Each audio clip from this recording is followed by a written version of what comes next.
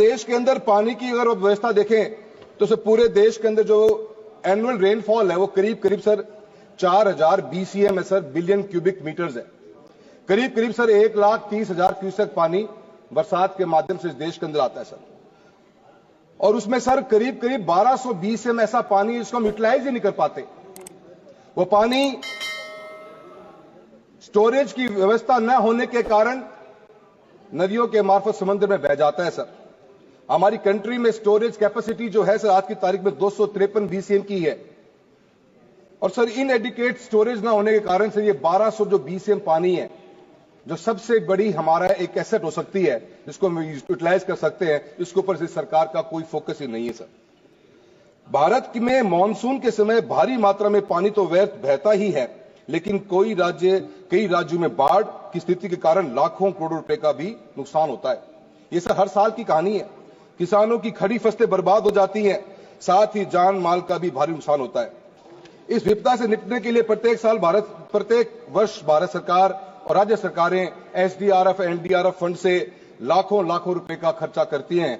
अभी 2021-22 से 25-26 तक 55,000 करोड़ रुपए का प्रावधान SDRF NDRF में सिर्फ इसी बजट के लिए किया गया है सर। सरफेस वाटर और ग्राउंड वाटर की यूटिलाइजेशन अगर हम देखें सर कंट्री के अंदर, सर आज कंट्री के अंदर पर कैपिटा पर व्यक्ति कितना पानी हमारे पास में है सर। 1951 के अंदर 5177 क्यूबिक मीटर पानी प्रति व्यक्ति हिंदुस्तान में था सर, जो 2011 में घटकर सर 1545 क्यूबिक मीटर पानी प्रति व्यक्ति रह गया है। अगर सर इसी हिसाब से चलते रहे तो सर अगर आज की तारीख में अगर 2025 का अगर हम आंकड़े की एवरेज निकाल लें, क्योंकि हमारे पास सेंसस 11 तक का ही है, तो सर ये घट के 1340 BCM पानी रह गया है सर। राजस्थान जैसे प्रदेश के मैं आता हूं, पर कैपिटा पर व्यक्ति जो पानी बचा है वो 740 क्यूबिक मीटर है, सबसे लोवेस्ट है पूरी कंट्री में।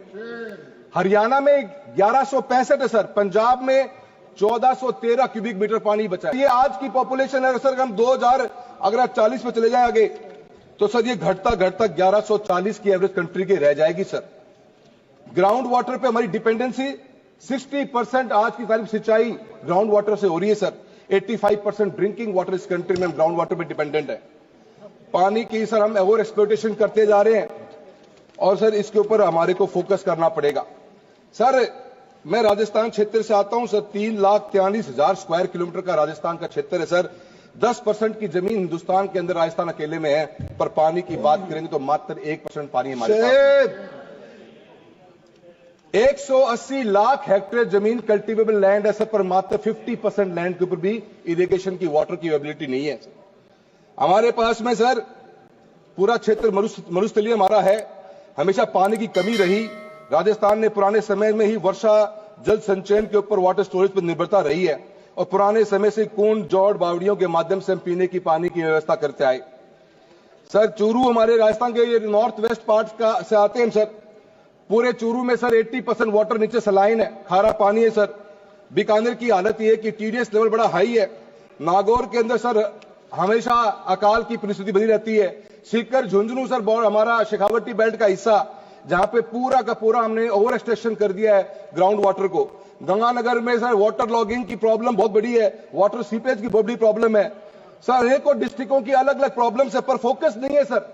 योजनाएं बनी जरूर, पर योजनाओं का जमीन पर कभी देखने को नजर नहीं आता सर। आज मैं इस 1200 BCM पानी की बात कर रहा हूं सर, जो पानी नदियों के मार्फत बरसात का समुद्र में चला जाता है सर। इसका अगर हम 5% भी हिस्सा, अगर इसका हम 3 to 5% भी हिस्सा, अगर 5 BCM पानी भी सर अगर हम इसका इस्तेमाल करने को टैप करने की क्षमता रखें, अगर गवर्नमेंट का फोकस इसके ऊपर जाए, तो सर ये अकेला 5 BCM पानी इस राजस्थान के अंदर 1 करोड़ हेक्टेयर लैंड के अंदर सिंचाई का काम कर सकता है। इतनी ताकत इस पानी के अंदर है सर। मैंने राजस्थान के चूरू से आता हूं, मैं चूरू की बात इसलिए करना चाहूंगा सर। जब ग्रीन रिवॉल्यूशन आया, नहरों का जाल बिछा, हरियाणा और पंजाब के बाद में राजस्थान के अंदर गंगानगर हनुमानगढ़ बेस की एंट्री हुई। उसके बाद में सर एडजॉइनिंग प्लेस चूरू है सर। इंदिरा गांधी कनाल का पानी हमारे भी कुछ क्षेत्र में लगता है, हमें आज तक उस पानी का इस्तेमाल नहीं कर पाए सर। मेरे क्षेत्र के अंदर 17 लाख हेक्टेयर लैंड है। 9 लाख हेक्टेयर लैंड के ऊपर हम कृषि का कार्य कर सकते हैं सर। मात्र 1.5 से 2 लाख हेक्टेयर पे सिंचाई का पानी या नहर या ट्यूबवेल के मार्फत से मिलता है हमको। अगर इस 5, 2 या 2.5-3 BCM पानी को अगर हम इस्तेमाल कर लें तो सर अगर मस्टर्ड की पैदावार करनी हो, अगर मैं सरसों की पैदावार की बात करूं तो सर हमें 3000 क्यूबिक मीटर पानी चाहिए प्रति हेक्टेयर। अगर 5 BCM पानी को स्टोर करके अगर हम यूज करना शुरू कर दें तो सर चूरू अकेले के अंदर 8 से 10 लाख हेक्टेयर टन की जमीन की सिंचाई कर सकते हैं। सर इस 8 से 10 लाख हेक्टेयर टन की सिंचाई की बात करेंगे तो सर हम पैदावार 18 से 20 लाख टन सरसों अकेले की पैदा कर सकते हैं।